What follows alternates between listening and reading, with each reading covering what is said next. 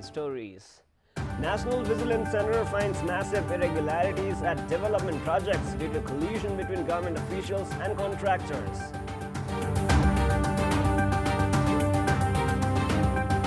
Prime Minister KP Sharma Oli says development and prosperity are the country's main agenda. Appeals foreign investors to invest in Nepal without any fear. No criteria in charging rent amount and providing basic facilities while renting houses. People living in rented space tired of abuses by their landlords. And West Indies batsman Chris Gill to retire from one-day international cricket after this summer's World Cup.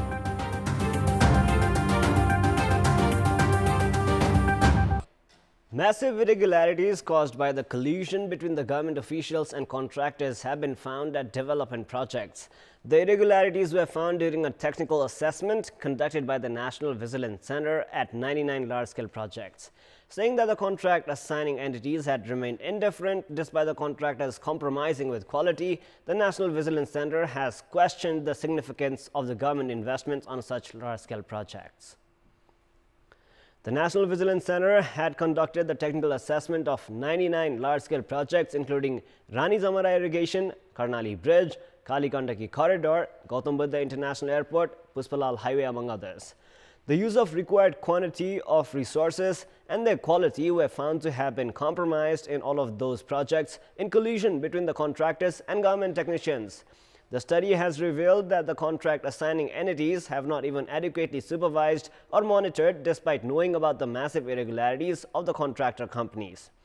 The National Vigilance Center's study has concluded that even the project chiefs have remained indifferent towards such irregularities. The contractors and officials from the contract assigning entities collude for irregularities to share the government budget among themselves. While this trend weakens the projects, it also causes losses to the state coffers. Actions must be taken against the contractors and government officials involved in such irregularities, as the National Vigilance Center has identified the flaws by explicitly naming the projects. Failure to do so will only increase the trend of sharing of government budget among officials and contractors, while the projects of great significance are compromised. Prime Minister KP Sharma Oli has called for the foreign investors to invest in Nepal without holding any reservations, assuring them that Nepal is safe for foreign investment. Inaugurating the Kantipur conclave organized by Kantipur Media Group in the capital, Prime Minister Oli said that foreign investment would be heartily welcomed in the country.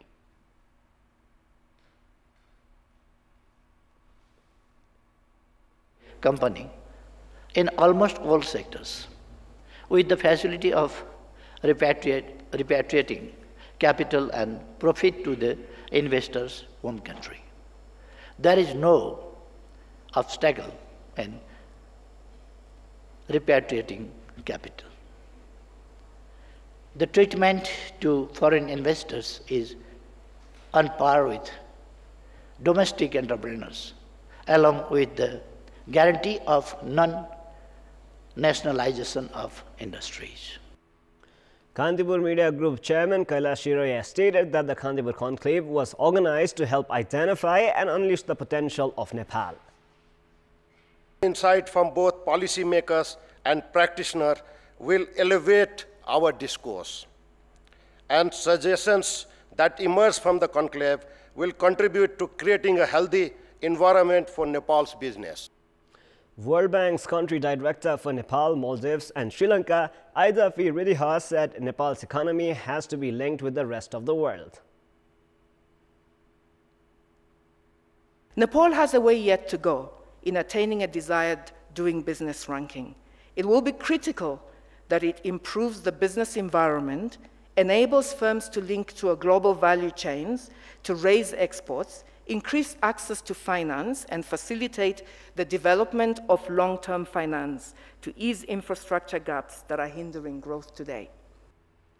Also addressing the conclave, Executive President of MB Birla Cement, Sandeep Ghosh, stated that roadways were the foundation for development and added that Nepal was on the right track considering the progress with its roadways. The road development which is happening, that's going to change the face of the world. Leading economists say that, for development, economic development, build roads. If you want more economic development, build more roads. Since I have 13 seconds to go, I had a brief stint in media. And after The Kantipur conclave, with the objective of holding discussions on the current economic condition of Nepal and the potential opportunities to invest in the country, will conclude today. After yesterday's inauguration of the two-day event, a program called Youth for Nepal was held to discuss on the success stories of some successful Nepalese youths and the opportunities and challenges faced by the youths in Nepal. 66% of the population in Kathmandu metropolis lives in rented space, as they don't have a home of their own in the valley. This means the amount received through rented spaces is one of the major sources of revenue for the house owners. The major chunk of the economy in other cities of the nation consists of house rent. Those living in rented spaces are compelled to pay the rent amount demanded by the house owners. However, there are no criteria regarding the facilities to be provided for those living in rent and whether the residential houses can be rented for accommodation. Water does not run on most of the taps in the capital, which has compelled the people to depend on water provided by tankers or those in jars. People also do not have proper space to dry their clothes after washing them. Parking vehicles is another major problem. In most cases, those living in rented spaces have to bear the sour behavior of house owners for no reason. The house owners charge arbitrary fees in the name of water, electricity, and waste management. These issues are common for those who live in rented spaces in Kathmandu and across the nation. There is no criteria regarding the basic facilities to be provided by the house owners for those living in rent. The house owners increase the rent amount whenever they want and pressure the people living in rented property to move out without even giving advance notice. Despite renting spaces in a residential home now becoming an occupation, the government has not formulated any criteria. Because of this, the houses without basic facilities and those that are unsafe are also being rented. Not a single government entity has information on the houses being eligible to be rented with the quality of facilities available. In addition to that, a department which should be assessing the quality of facilities and providing certifications does not even exist. 167,000 families live in rented spaces in Kathmandu metropolis alone. If we are to conclude all the cities across the nation, the number would be much higher. The local government can charge 10% tax for renting residential spaces. It is imperative to ensure effective implementation of rent tax and setting of rent amount after proper consideration of the service quality and other criteria.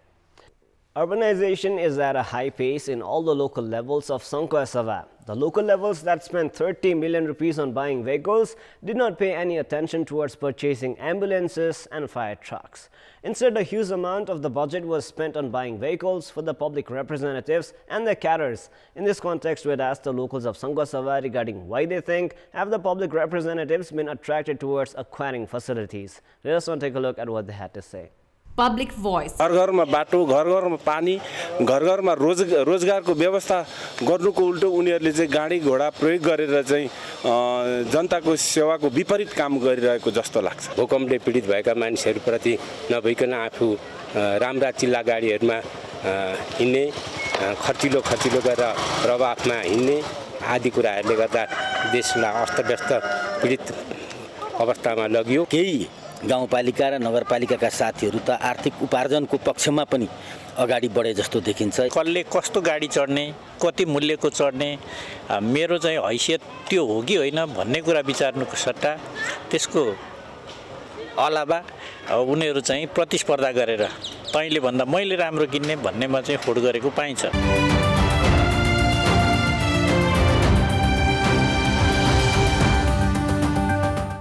It is now time for our segment Public Pulse, where you text us with your opinion. Public Pulse. The question is, why have the officials remained indifferent towards the quality of large-scale development projects? Your options are A, for corruption, B, no fear of action, and C, less monitoring. The voting is on. You can type NEWS, select your option A, B, or C, and then send it to 34001 to share your opinion with us. With this, let us move on to the sports news. Sports news. Two Dhangadi Premier League matches are scheduled for today. Home team Dhangadi Stars take on Rupandei Challengers, while CYC Attaria play against Biratnagar Kings. First match of the day begins at 9 AM in Fapla ground in Dhangadi. Dhangadi have already crashed out from the race to the top 4 of the tournament, and today's match is their last clash. Two-time champions Dhangadi lost 3 matches, while the odd one was swept by rain. However, Dhangadi will aim to end the tournament on a positive note with a win today. The other match slated for today features a clash between CYC Attaria and Biratnagar Kings, which is a must-win match for Biratnagar. Having won one and lost one, two of Biratnagar's matches were spoiled by rain. A win for Biratnagar today would mean Mahendranagar crash out from the tournament. And now, before we wrap up, here's a look at the top stories one more time. National Vigilance Center finds massive irregularities at development projects due to collusion between government officials and contractors. Prime Minister KP Sharma Oli says development and prosperity are the country's main agenda. Appeals foreign investors to invest in Nepal without any fare. No criteria in charging rent amount and providing basic facilities while renting houses. People living in rented spaces tired of abuses by their landlords. And West Indies batsman Chris Gayle to retire from one-day international cricket after this summer's World Cup.